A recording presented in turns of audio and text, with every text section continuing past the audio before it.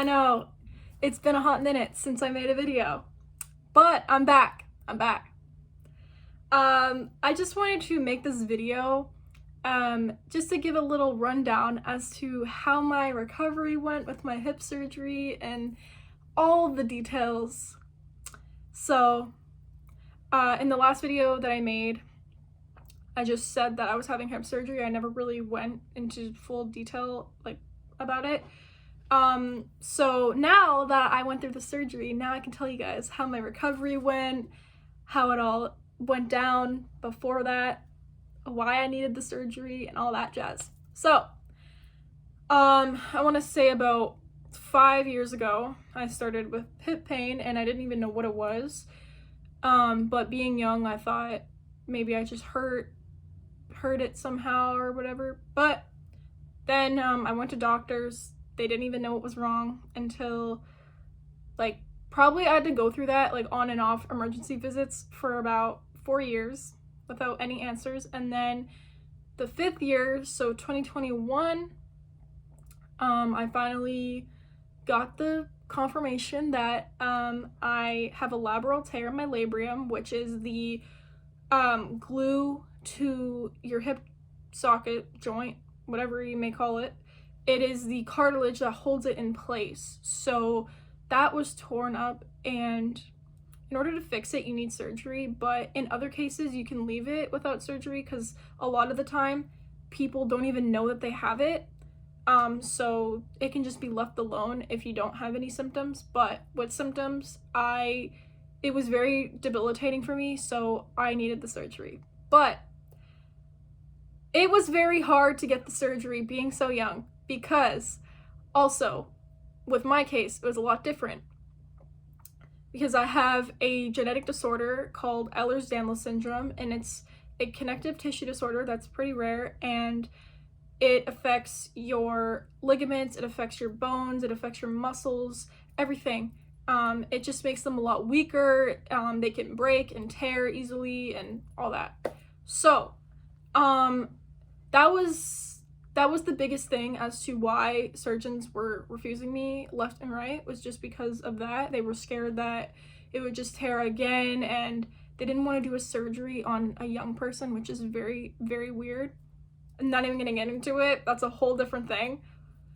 But yeah, so fast forward to December 22nd of 2022, I ended up getting the hip surgery, and the hip surgery I had, it was the hip laparoscopic surgery. Yeah, the laparoscopic surgery, which is basically they do 3 little 1 centimeter incisions, and they can just insert a camera and they can do the surgery from the outside, which honestly was very fascinating to watch. Well, I didn't watch my surgery. I didn't. I watched videos before I got the surgery to see what I was gonna get. And it was very interesting. So if you haven't seen that, it is very cool. So yeah, I ended up getting that, and the recovery was pretty straightforward. It wasn't as bad as I thought. I thought it was gonna be way worse and be in a lot more pain. For example, the very first day I got out of surgery, I was sitting on the couch in the living room and using my crutches. It was pretty funny to just think of, it's funny now to think about it, but so I was on 0 weight bearing for 6 weeks. I had to use crutches, and the hardest part of the whole recovery would have to be getting in the shower, and because it's very hard when you can't put weight. So I had to literally sit in the shower, and it was very hard. So that was the hardest part of it. But other than that, I didn't need no painkillers. That is wild. I didn't need no painkillers. But I had one thing that saved me through this whole process. It's a machine that I rented for 2 weeks, and it's called the Game Ready. So basically what it is, it's I'll put a picture over here, but it's basically an ice box, and then it's a blood pressure type machine. So you put it around your surgery site, and then you put ice and water in the box. You turn it on. It gives off cold therapy to your surgery site, wherever you may call it. It basically reduces the swelling and reduces your urgency to take painkillers, and it just makes the healing a lot more manageable and a lot better.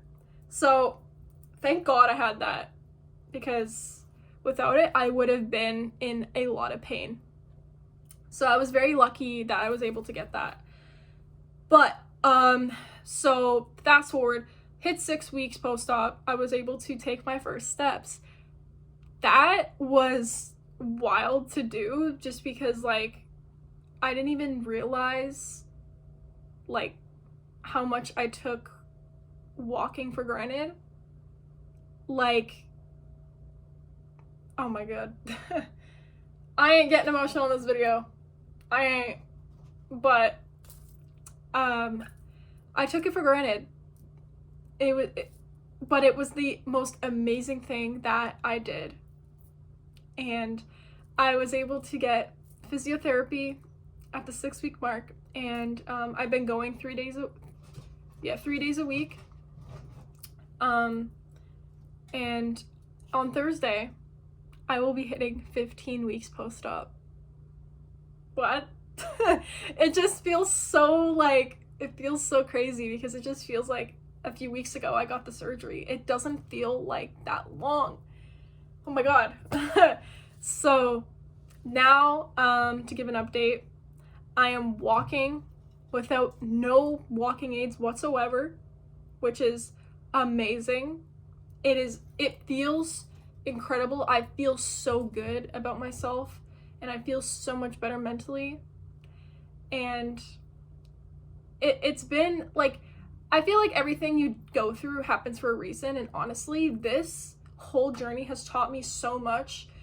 It has taught me a lot of things, that you shouldn't take things for granted, like independence and your health in general, your ability to walk, your ability to do certain things. Like, I took that for granted, and now that I went through it, I cherish those moments. I cherish going to the mall now without getting stared at, without using a walking aid, without having to take the elevator instead of the escalator. Like, I just do not take anything for granted anymore, and I just like to cherish everything that I have, that I was able to be given back to me. So yeah, now I am doing, like I said, physio 3 times a week, and it feels so amazing just to be able to walk again, and to finally get back on track, and to finally be me again.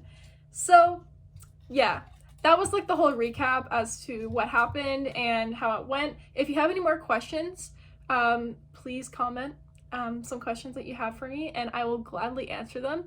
But thank you so much for watching this video, and make sure to like, comment, and subscribe. And as always, I'll see you guys in the next video. Bye!